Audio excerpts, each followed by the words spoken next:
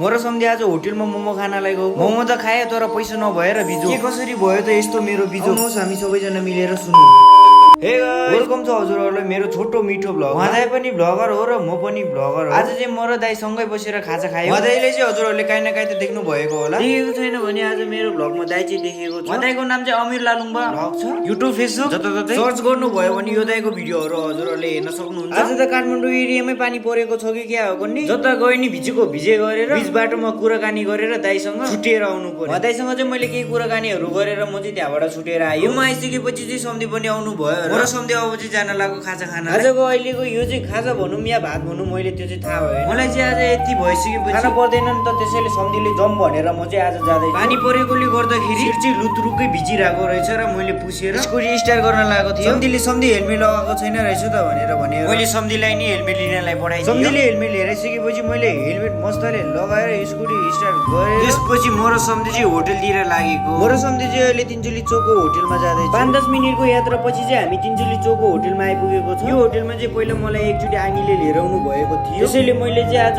More सम्धि खाना जाउँ न त भनेर सम्धिले जाउँ भनेर मैले चाहिँ होटल देखाइदियो सम्धिलाई। फाइनली गाइस 4-5 मिनेटमा चाहिँ हामीलाई मोमो लिएर आइदिनु भयो दाइहरुले। टक्क लाएर सब्जी सब्जी हालेर झोल पनि हालियो। एउटा पहिलो टेबलको खालको झोल त हालियो। अब सेतो खालको झोल हाल्नलाई बाँकी थियो। झोल पनि मसले टक्क हालेर सुँगेको थियो किनकि मलाई सेतो वाला चाहिँ मन पर्दैन नि। फेरि पनि हल्का सुँगेर टेस्ट गरियो किनकि मलाई यस्तो सेतो खालको अलिकति मन पर्दैन कि नि। सिसाको स्प्राइट टक्क जोडेर मोर सम्धिले चेस्ट गरेर मस्तले खाएर त्यसपछि झोलमा टक्क डुबाएर मस्तले खाइयो। पहिलो खालको झोल चाहिँ एकदम बबाल मिठो रहेछ। सेतो झोलमा मस्तले डुबाएर क्वापा खाइदिएको थियो। ठिक त ठिकै नै छ भनौँ, खानु लायकको चाहिँ छ। अलिकति पहिलो भन्दा यो चाहिँ अलिकति कम नै रहेछ मिठोमा। फाइनली अहिले चाहिँ मोर सम्धिले मोमो खाएर पनि सकियो तर स्प्राइट चाहिँ खाएर सकेको थिएन मोर सम्धिले। अब चाहिँ चाँडो चाँडो खाएर बिल पे गर्नुपर्छ भनेर सोचिरहेको थियो। सेवाको त लिमिट नै खतम भइदिरहेको भने त्यसैले हामीलाई सेवाको क्युआर पठाएर पैसा हाल्न लगाएर बल्ल तल्ल निस्किएको हामी त्यहाँ। कहिले कहिले यस्तो नमजाको बिजोग हुने रहेछ नि गाई। खानालाई जाँदाखेरि चाहिँ यस्तो बिजोग चाहिँ कसैको नहोस् भन्न चाहन्छु मैले। मेरो यो सेवामा चाहिँ अलिकति पैसा त थियो तर सेवाको पनि त हल्का फुल्को लिमिटहरु छ नि त। हो त्यो लिमिटहरु क्रस भयो मैले पैसै हाल्न मिलेन। त्यसैले मैले चाहिँ अब फर्स्ट सुरुमा सम्धिलाई रुममा छोडेर अनि चाहिँ म रुमतिर जानु पर्ने हुन्छ। रुममा गएर स्कुटी साइड लगाएर मेरो स्कुटी पनि माथि लगेर दुईटै स्कुटी मजाले मिलाउनु पर्छ अब चाहिँ। किनभनेदेखि भोलि बिहान चाहिँ म गाउँमा जाँदैछु। म गाउँमा चाहिँ किन र के गर्न जाँदैछु भनेर पछिको भ्लगमा भन्नेवाला छु मैले। हजुरहरु सबैजनाले गेस गर्नु है म चाहिँ किन जाँदैछु गाउँमा। म चाहिँ अहिले रुम भित्र छिरेर बत्ती बालेर मस्तले एकछिन भिडियोहरु सुट गरिदियो किनकि आज मेरो 4-5 जोर लुगाहरु फोहोर भएको छ नि त पानीले गर्दाखेरि। ल ग्याङ आजको लागि चाहिँ भ्लग यति नै हुन्छ। बाइ।